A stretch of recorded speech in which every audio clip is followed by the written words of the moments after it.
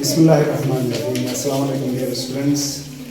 आज हम पढ़ेंगे ग्रोथ इन प्लांट्स और ग्रोथ की बुनियादी बातें हम डिस्कस कर चुके थे। इसके ज़िम्मेदार हैं मेरिस्टेमेटिक टिश्यूज़, और मेरिस्टेमेटिक टिश्यूज़ डिवाइडिंग सेल्स को कहा जाता है, जो प्लांट्स के मखसूस हिस्सों में हैं, जिनको हम आज डिस्कस करने वाले हैं। पहले ये बता दें कि ग्रोथ कितने मराहिल में मुकम्मल होता है। तो 4 स्टेप्स। सबसे पहला हिस्सा सेल डिवीजन है।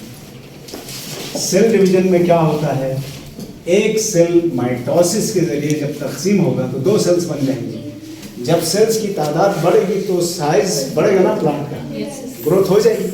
लेकिन सिर्फ यही काफ़ी नहीं है, इसलिए अगला मरहला कहलाता है सेल एलोंगेशन। सेल एलोंगेशन का मतलब ये है, जो नए सेल्स बने हैं ये पानी और सॉल्यूट्स अपने अंदर जमा करके और ग्रो करके काफ़ी बड़े हो जाएंगे। बल्कि दावा किया गया है बाज़ जगहों पर कि जब सेल एलोंगेट होता है तो जिस वक्त वो बना था उस साइज से 120 टाइम्स बड़ा हो जाता है, 120 गुना बड़ा हो जाता है उससे। तो देखें, अगर एलोंगेशन ना होती तो जितनी ग्रोथ के लिए हमें 120 सेल की ज़रूरत होती, वहाँ एलोंगेशन के बाद 1 सेल वो जगह घेरता है, तो ग्रोथ कितनी तेज़ होगी। तीसरा मरहला है सेल डिफरेंशिएशन। सेल डिफरेंशिएशन में क्या होता है, जिस सेल ने डिवाइड ना होना हो वो सेल अपनी मखसूस एक शेप एक्वायर कर लेता है, मखसूस शेप। और शेप का ताल्लुक सेल के काम से होता है, जैसा काम वैसी शेप। तो ये डिपेंड करेगा सेल किस जगह पड़ गया है। मसलन अगर किनारे पर है वो सेल तो एपिडर्मिस का बन जाएगा, उससे अंदर है तो कॉर्टेक्स का बन जाएगा, उससे अंदर है तो एंडोडर्मिस का बन जाएगा, उससे अंदर लोकेशन के लिहाज से। यानी लाइन में 4 सेल जा रहे हैं।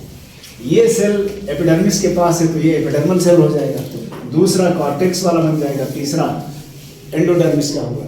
इस अमल को सेल डिफरेंशिएशन कहते हैं। इसके बाद है सेल मैच्योरेशन। ये आखिरी मरहला है। आखिरी मरहले में क्या होगा, सेल अपनी शेप भी एक्वायर कर चुका है, सेल अपना फुल साइज भी एक्वायर कर चुका है, अब वो काम करना शुरू करता।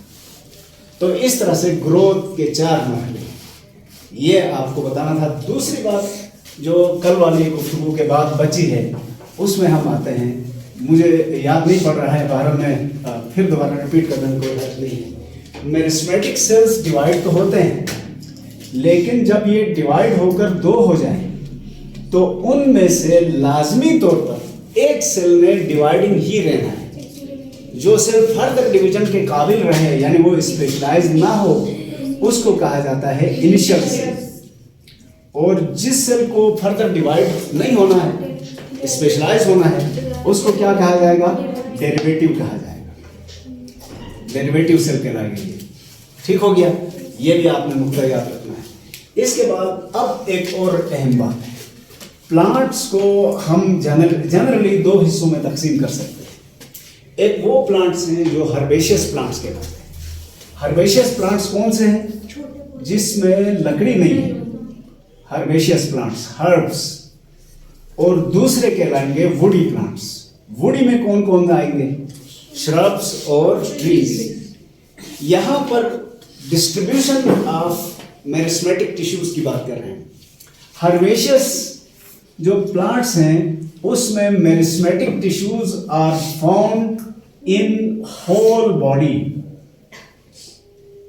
बात समझ में आई। हर्बेशियस प्लांट्स में मेरिस्टेमेटिक टिश्यूज कहाँ होंगे, पूरे जिस्म में होंगे, इसलिए पूरा जिस्म ग्रो करेगा। असल में इनकी लाइफ साइकिल ही बहुत मुख्तसर है, इसलिए अगर 3 महीने या 6 महीने किसी की लाइफ है तो 6 महीने में ग्रो करके किधर जाएगा। ग्रोथ कोई दौड़ तो नहीं है, स्लो प्रोसेस है, इसलिए 6 महीने में बमुश्किल चंद फुट तक ये ग्रो कर सकता है। जबकि वुडी प्लांट्स में मेरिस्टेमेटिक टिश्यूज पूरी बॉडी में नहीं, जिस्म के मखसूस हिस्सों में हैं। उन हिस्सों के लिहाज से इनके नाम रखे गए। मसलन एक है एपिकल मेरिस्टेम, एपिकल मेरिस्टेम। दूसरा है इंटरकैलरी मेरिस्टेम, और तीसरा है लेटरल मेरिस्टेम। अब देखते हैं ये इनकी लोकेशन कहाँ है। तो थोड़ा तवज्जो करें आप। मसलन ये एक प्लांट है, वुडी प्लांट, इसमें ये ब्रांचेस हैं, ये रूट्स हैं। याद रखना, स्टेम ब्रांच को भी स्टेम कहा जाता है। Branch is nothing but a part of stem. इनके टिप्स पर जो पाए जाएंगे इसको कहा जाता है एपिकल मेरिस्टेम। एपेक्स कहते हैं ना इसको। तो रूट की टिप्स और शूट की टिप्स पर जो मेरिस्मेटिक टिश्यू पाया जाएगा वो क्या कहलाएगा? Apical meristem. जबकि यहाँ जो स्टेम में ही मौजूद होते हैं नोड्स, यहाँ जो पाए जाएंगे वो लेटर, ये कहलाएगा इंटरकैलरी मेरिस्टेम। और लेटरल मेरिस्टेम हमें बाहर से नजर नहीं आएगा। मैं दोबारा बता रहा हूं, ये दो टिश्यूज हमें बाहर से भी नजर आएंगे, लेकिन लेटरल मेरिस्टेम देखने के लिए हमें क्या करना पड़ेगा? स्टेम को या रूट को काटना पड़ेगा। काटेंगे तो जाइलम और फ्लोएम के बीच में ये होंगे। इनको कहा जाता है वेस्कुलर कैम्बियम। तो ये याद रखना आपने। और साथ में एपिडर्मिस के जस्ट इन साइड पर एक और लेयर होगी, इसको कहा जाएगा कॉक कैम्बियम। तो कॉक cambium and vascular cambium are collectively termed as lateral meristem. मैं दोबारा बता रहा हूं, मैंने आपको यह कहा कि हर्बेशियस प्लांट्स के पूरे जिस्म में मेरिस्मेटिक टिश्यूज होंगे और उनकी एक्टिविटी से प्लांट ग्रो करेगा। जबकि वुडी प्लांट्स में मेरिस्मेटिक टिश्यूज पूरे जिस्म में नहीं है, मखसूस पार्ट्स में।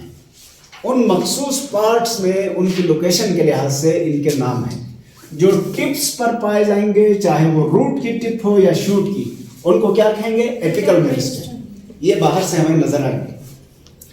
और जो नोड्स पर पाए जाएंगे उनको क्या कहेंगे? Intercalary meristem. ये भी हमें बाहर से नजर आएंगे। जबकि लेटरल मेरिस्टेम हमें बाहर से नजर नहीं आएगा। इसके लिए रूट या स्टेम को सेक्शन करना पड़ेगा। जब सेक्शन काट के देखेंगे तो ये दो तरह के टिश्यूज हैं। ये दरअसल लेटरल मेरिस्टेम दो तरह के, एक जाइलम और फ्लोएम के बीच में है, उनको क्या कहते हैं? Vascular cambium. और दूसरे एपिडर्मिस के जस्ट अंदर हैं, उसको क्या कहते हैं? कॉक कैम्बियम। तो कॉक कैम्बियम और वेस्कुलर कैम्बियम दोनों को मिलाकर लेटरल मेरिस्टेम कहते हैं। तो सर लेटरल मेरिस्टेम इसका मतलब पूरे प्लांट में होता है, क्योंकि जाइलम और फ्लोएम के चैनल्स के साथ होता है सर? जी जी, साथ होता है। मैं अभी और बताता हूँ, वो अभी मैं और इसको एक्सप्लेन करूंगा। अभी मैं एक और इशारा करूंगा आपको, फिर हम उस डिटेल की तरफ आते हैं। एपिकल मेरिस्टेम की वजह से या उसकी एक्टिविटी की वजह से प्लांट की ग्रोथ किस डायरेक्शन में होगी? लंबाई में। इसको कहते हैं प्राइमरी ग्रोथ। इसको क्या कहेंगे? Primary growth. यहां से ये नुक्ता याद रखना है। Apical meristem is responsible for primary growth. जबकि लेटरल मेरिस्टेम यानी वेस्कुलर कैम्बियम और कॉक कैम्बियम की वजह से प्लांट की चौड़ाई में इजाफा होगा, उसको कहते हैं सेकेंडरी ग्रोथ। इसको क्या कहेंगे? Secondary growth. पौधे की चौड़ाई में इजाफा होगा, विड्थ में इजाफा होगा, या उसका रेडियस बढ़ेगा। जबकि इंटरकैलरी मेरिस्टेम की वजह से लेटरल ग्रोथ होगी। ये लफ्ज थोड़ा सा कंफ्यूजिंग है। कंफ्यूजिंग कैसे हो गया? क्योंकि एक लेटरल मेरिस्टेम भी तो है ना। लेटरल मेरिस्टेम की वजह से ग्रोथ कौन सी हो रही है? सेकेंडरी। और इंटरकैलरी मेरिस्टेम की वजह से कौन सी ग्रोथ हो रही है? Lateral growth. लेटरल ग्रोथ किसको कहते हैं? जो पौधे से साइड में जो चीजें आएंगी, साइड में फूल भी आते हैं, साइड में लीफ भी आते हैं, तो ये लेटरल ग्रोथ टेम्परेरी है। क्योंकि फूल भी मुस्तकिल नहीं है, लीफ भी मुस्तकिल नहीं, गिर जाते हैं। हाँ, अलबत्ता इसी लेटरल इंटरकैलरी से स्टेम की ब्रांचेस भी बन सकती हैं, वो भी अतराफ में है ना, लेकिन वो परमानेंट है। ठीक हो गया बेटा? तो ये आप ज़हन में रखें। अब हम आते हैं फर्दर, ये जो एपिकल मेरिस्टेम किस तरह से है। अगर आप किसी भी पौधे का ब्रांच का एक टिप ले लें तो ये इस तरह से है। तवज्जो चाहूंगा मैं, ये इस तरह से है टिप। इस टिप में तकरीबन इतने सारे सेल्स, ये सारे मेरिस्मेटिक हैं, ये सारे मेरिस्मेटिक टिश्यूज हैं। मेरिस्मेटिक को हमने कहा था जो डिवीजन तैयार होंगे वो इनिशियल भी कहलाएंगे।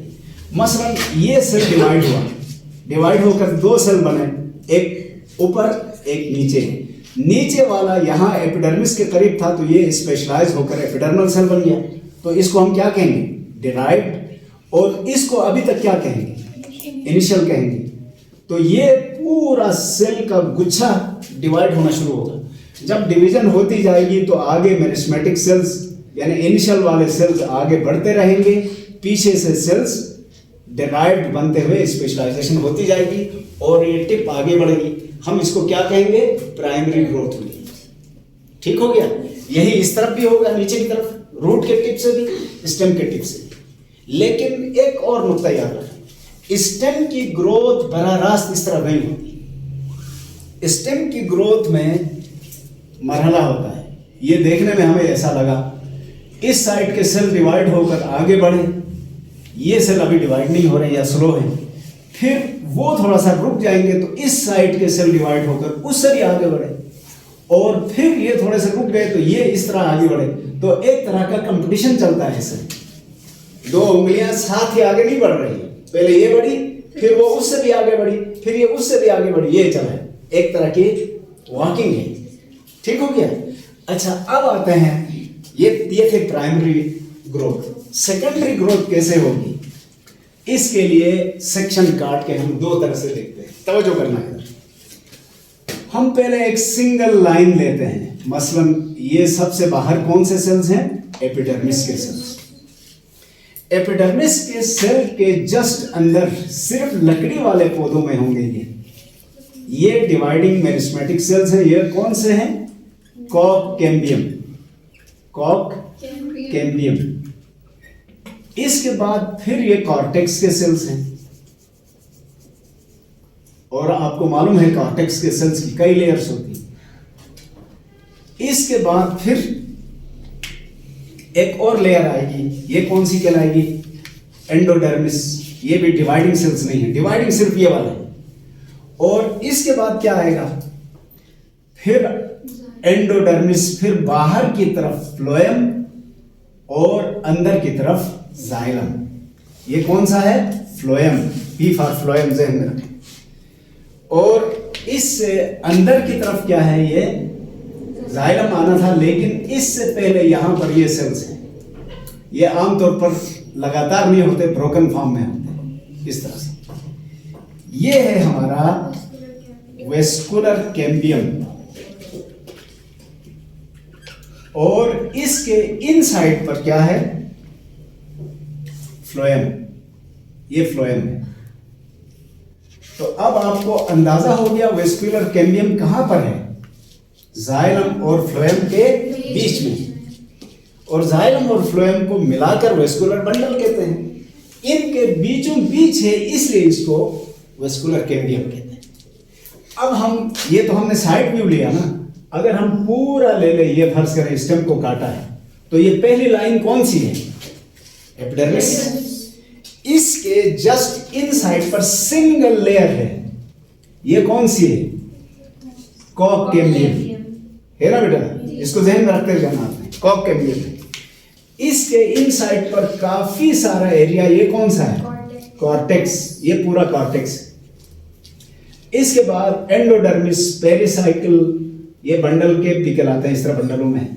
यहां पर मैं आपको ये कह रहा हूं कि ये बाहर की तरफ फ्लोएम है, अंदर की तरफ जाइलम है, बीच में ये वेस्कुलर कैम्बियम के सेल्स हैं। और ये मुसलसल नहीं है, रिंग की शक्ल में है, तो ऐसे दायरे।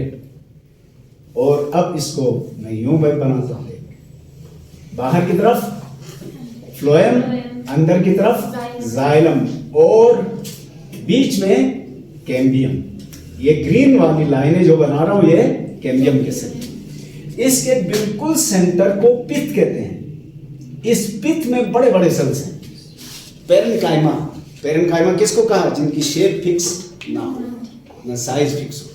अच्छा, अब ग्रो करना ना इसने, सेकेंडरी ग्रोथ, तवज्जो करना बस। सेकेंडरी ग्रोथ में पौधा चौड़ाई में बढ़ता है, इसमें मोटा होना है। तो चौड़ाई में बढ़ने का आगाज कौन करेगा? वेस्कुलर कैम्बियम करेगा। ये सेल डिवाइड होकर 2 हो जाएगा, फर्ज करते हैं। अब इसके बीच में पहले जिस जगह एक सेल था वहां पर 2 सेल हो गए, तो क्या इन सेल्स को जगह मिलेगी? कम पड़ जाएगी। ग्रो भी करना है, इससे मैच्योर, इनमें से एक ने तो कैम्बियम ही रहना है, एक ने स्पेशलाइज होना है। ये फैसला कौन करेगा कि बाहर वाला स्पेशलाइज होगा या अंदर वाला, ये इशू है।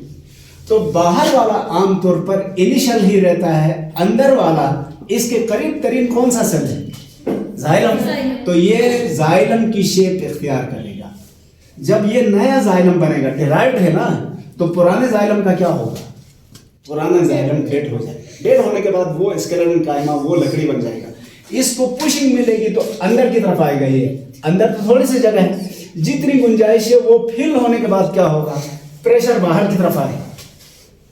ये डिवीजन जारी है। ये तो स्पेशलाइज हो गया, ये फिर डिवाइड होगा, 2 और बनेंगे, तो बाहर भी दबाओ, अंदर भी दबाओ। अंदर फिलिंग हो चुकी है, इसलिए दबाव बाहर शिफ्ट होगा। बाहर इसी सीध में दबाव आएगा तो सबसे ज्यादा दबाव किस पर पड़ेगा? एपिडर्मिस पर। नतीजतन क्या होगा? एपिडर्मिस के सेल्स रप्चर हो जाए। रप्चर होने का मतलब है वो सेल्स फट गए, मर गए। मरे हुए सेल्स बाहर की तरफ जमा होकर सूख जाएंगे। उनके सूखने से दरख्तों के ऊपर जो छिलका बनता है वो बन जाएगा। तो यहां तो जगह खाली हो गई। जगह खाली होगी तो जरासीम अंदर आएंगे, पौधा तो मर जाएगा। जो ही ये जगह खाली हो गई, ये कॉक कैम्बियम के सेल्स तेजी से डिवाइड होकर इस जगह को फिल करेंगे, नई एपिडर्मिस बनाएंगे। लेकिन क्या इन्होंने खींच के उस सुराख को बंद किया? नहीं किया। सुराख जितना खुल गया था उसी को फिल कर लिया इर्रेगुलर तरीके से। यही हाल इधर भी हुआ है। यहां भी एक कट लगा, इन्होंने डिवाइड होकर इस गैप को फिल किया, मरे हुए सेल्स बाहर जमा हो गए। इसी तरह यहां इसके सीध में भी ऐसा हुआ, मरे हुए सेल्स बाहर सूख गए और नए सेल्स आ गए। किसकी एक्टिविटी की वजह से? कॉक कैम्बियम की। कॉक कैम्बियम को फेलोजिन भी कहते हैं। कॉक कैम्बियम का दूसरा नाम क्या है? फेलोजिन। फेलोजिन भी कहते हैं। तो अब आपको अंदाजा हो गया सेकेंडरी ग्रोथ का आगाज किसने किया? वेस्कुलर कैम्बियम में, दरमियान वाले। और इसका असर किस पर पड़ा? एपिडर्मिस पर, जिसके नतीजे में एपिडर्मिस रप्चर हो गई। तो उस रप्चर्ड पार्ट को फिल किसने किया? कॉक कैम्बियम ने। तो कॉक कैम्बियम सेकेंडरी ग्रोथ की मदद करती है। और ये ऐसे कट्स बहुत सारे लगते जाएंगे। तो आप देखें किसी भी स्टेम को, कहीं स्मूथ होगा, कहीं रफ होगा, कहीं स्मूथ, कहीं रफ। तो जिस जगह रफ है वहां क्या हुआ है? ग्रोथ। मतलब सर जो पुराने जाइलम के सिक्के वो तो अंदर जमा होते जाएंगे ना। हाँ, तो अंदर भी लकड़ी बाहर भी। जी जी। अब होगा क्या? वक्त गुजरने के साथ साथ ये पूरा एरिया लकड़ी से भर जाएगा। ये जाइलम, फ्लोएम वगैरह भी शिफ्ट होते हुए इधर आएंगे। तो अंदर से लकड़ी बढ़ रही है किनारों पर। और एक वक्त आएगा जब स्टेम, जो असल पौधा क्या है, मैंने आपको पहले भी कहा था, असल पौधे का लिविंग पार्ट सिर्फ इतना सा है। ये लिविंग पार्ट है। इसी में एपिडर्मिस भी है, इसी में कॉक कैम्बियम भी है, कॉर्टेक्स भी है, एंडोडर्मिस भी है, जाइलम, फ्लोएम भी है, वेस्कुलर कैम्बियम। अंदर क्या है? ये लकड़ी है। लकड़ी है, लिविंग पार्ट सिर्फ ये है। और बाहर जो बार्क या छिलका है वो जमा होना शुरू हुआ है, वो भी डेड, अंदर भी डेड, बीच में लिविंग का एक रिंग है। ठीक हो गया। अच्छा, अब एक और आखिरी बात, ये जो ग्रोथ का अमल है पौधे में सारा साल नहीं रहता। जब हालात साजगार होंगे तब ग्रोथ होगी, अदरवाइज नहीं। मसलन इस वक्त सारे पौधों में ग्रोथ रुक चुकी है। ये कब तक रुकी रहेगी? मार्च तक। मार्च में ये ग्रोथ फिर शुरू हो जाएगी। शुरू हो जाएगी तो ये दायरे बनना शुरू हो जाएंगे। इसीलिए जब हम एक स्टेम या रूट को काट कर देखते हैं तो इसमें ऐसे रिंग्स नजर आते हैं। इन रिंग्स को क्या कहा जाता है? ग्रोथ रिंग भी कहते हैं इसको, एनुअल रिंग भी कहते हैं। एनुअल क्यों कहते हैं? साल में एक रिंग बनता है। और इन रिंग्स की गिनती करके हम उम्र मालूम कर सकते हैं प्लांट।